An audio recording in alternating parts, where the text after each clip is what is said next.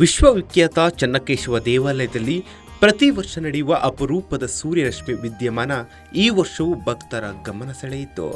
ಬೆಳಿಗ್ಗೆ ಸುಮಾರು 6:15ರಿಂದ 6:20ರವರೆಗೆ ಸೂರ್ಯನ ಕೆಂಪು ಕಿರಣಗಳು ದೇವಾಲಯದ ಮಹಾದ್ವಾರದ ಮೂಲಕ ನೇರವಾಗಿ ಗರ್ಭಗುಡಿಗೆ ಪ್ರವೇಶಿಸಿ ಶ್ರೀ ಚೆನ್ನಕೇಶವ ಸ್ವಾಮಿ ಮೂಲ ವಿಗ್ರಹವನ್ನು ಸ್ಪರ್ಶಿಸಿದವು. ನಂತರ ಸೂರ್ಯನು ಮೇಲೇಳುತ್ತಿದ್ದಂತೆ 6:42ಕ್ಕೆ ಆ ಕಿರಣಗಳು ನವರಂಗ ದ್ವಾರವನ್ನು ದಾಟಿ ಮುಂದಕ್ಕೆ ಸಾಗಿದವು. ಈ ಅಪರೂಪದ ಘಟನೆ ಪ್ರತಿ ವರ್ಷ ಏಪ್ರಿಲ್ 21 ಅಥವಾ 22ರಂದು ಸೌರಮಾನ ಪ್ರಕಾರ ಮೇಷ ಮಾಸದ 9ನೇ ದಿನ ಸಂಭವಿಸುತ್ತದೆ. ಸೂರ್ಯನ ಉತ್ತರ ದಕ್ಷಿಣ ಚಲನೆಯನ್ನು ಆಧರಿಸಿ ಖಗೋಳ ಮತ್ತು ಗಣಿತ ಲೆಕ್ಕಾಚಾರಗಳ ಫಲವಾಗಿ ಈ ರೀತಿ ಕಿರಣಗಳು ನಿರ್ದಿಷ್ಟ ದಿನದಲ್ಲಿ ಮಾತ್ರ ಗರ್ಭಗುಡಿಗೆ ನೇರವಾಗಿ ಪ್ರವೇಶ ಮಾಡುತ್ತವೆ.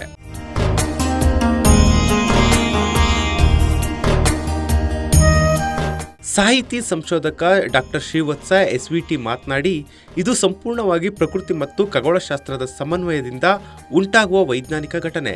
ದೇವಾಲಯದ ವಿನ್ಯಾಸವನ್ನು ಅಕ್ಷಾಂಶ ರೇಖಾಂಶಗಳ ಲೆಕ್ಕಾಚಾರದೊಂದಿಗೆ ನಿರ್ಮಿಸಿ ಇರುವುದರಿಂದ ಸೂರ್ಯ ಕಿರಣಗಳು ನಿರ್ದಿಷ್ಟ ದಿನದಲ್ಲಿ ಮಾತ್ರ ಗರ್ಭಗುಡಿಗೆ ನೇರವಾಗಿ ಪ್ರವೇಶ ಮಾಡುತ್ತವೆ ಎಂದು ವಿವರಿಸಿದರು. ಅದು ಕನ್ನಡಿ ಹಾಗೆ ಹೊಳಿತಾ ಇರೋದ್ರಿಂದ ಅದರ ಮೇಲೆ ಬಿದ್ದಂತಹ ಚಿನ್ನದ ಬೆಳಕು ಮತ್ತೆ ಪ್ರತಿಫಲನ ಆಗಿ ಚೆನ್ನಕೇಶವರ ಮೂಲ ಮೂರ್ತಿಯ ಮೇಲೆ ಮತ್ತೆ ಬೀಳುತ್ತೆ.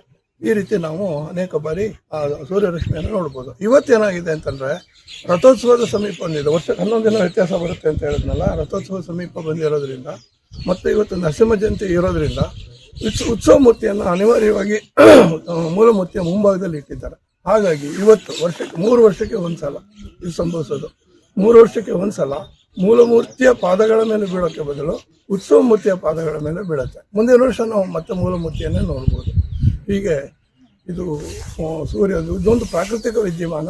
ಸೂರ್ಯ ದಕ್ಷಿಣ ಮತ್ತು ಉತ್ತರಕ್ಕೆ ಓಲಾಡುವಾಗ ಆಗುವಂಥದ್ದು. ಇದನ್ನು ಖಗೋಳೀಯ ವಿದ್ಯಮಾನಗಳು ಮತ್ತು ಗಣಿತ ಲೆಕ್ಕಾಚಾರಗಳಿಂದ ಮುಂಚಿತವಾಗಿ ಕಂಡುಹಿಡಬಹುದು. ಇದನ್ನು ನಾನು 2022ರಲ್ಲಿ ಇದನ್ನು ನಿರ್ಣಯ ಮಾಡಿದೆ. 2021ರಲ್ಲಿ ನಿರ್ಣಯ ಮಾಡಿದೆ. 2021ರಲ್ಲಿ ಪ್ರಯೋಗ ನೋಡಿದ್ವು.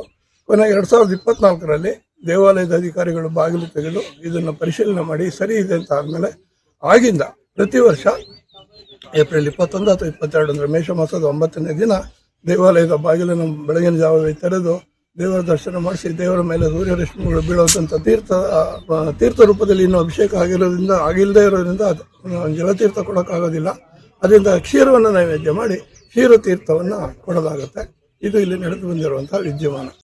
ನಮಸ್ಕೇಶವನಾಥಾಯ ನಯನಾನಂದಮೂರ್ತಿಯೇ ವೇದಾಪನಿವಾಸಾಯ ಸತ್ಯಜ್ಞಾನಾಯ ವಿಷ್ಣುವೇ ಸತ್ಯಂ ಸತ್ಯಂ ಪುನಃ ಸತ್ಯಂ ಪುನಃಸತ್ಯ ಭುಜಮುಚ್ಯತೆ ವೇದಶಾಸ್ತ್ರಾತ್ ಪರಂ ನಾಸ್ತಿ ನದೇಂ ಕೇಶವಾತ್ ಪರಂ ಶ್ರೀಮತೆ ರಾಮಾನುಜಾನ. ಏನು ನಮ್ಮ ಈ ದೇವಾಲಯವು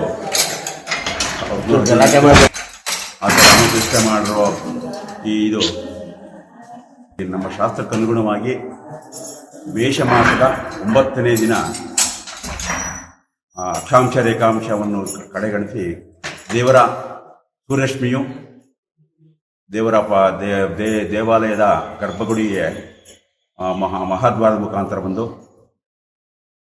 ನವರಂಗದಲ್ಲಿ ಆಗಿ ಮತ್ತೆ ದೇವಾಲಯದ ಸುಖನಾಸಿ ಹೋಗಿ ಗರ್ಭಗುಡಿಗೆ ಪ್ರವೇಶ ಮಾಡುತ್ತೆ. ಈಗ ಈಗ ರಾಮಾನುಜ ಉತ್ಸವ ರೀತಿ ಇರೋದ್ರಿಂದ ನಮ್ಮ ಉತ್ಸವ ಮೂರ್ತಿ ನವರಂಗದಲ್ಲಿ ಇರೋದ್ರಿಂದ ನವರಂಗಕ್ಕೆ ಉತ್ಸವ ಮೂರ್ತಿ ಮೇಲೆ ಇವತ್ತು ಏನು ಸೂರ್ಯರಶ್ಮಿ ಪ್ರತಿಬಿಂಬ ಭಕ್ತಾದಿಗಳಿಗೆ ಮತ್ತು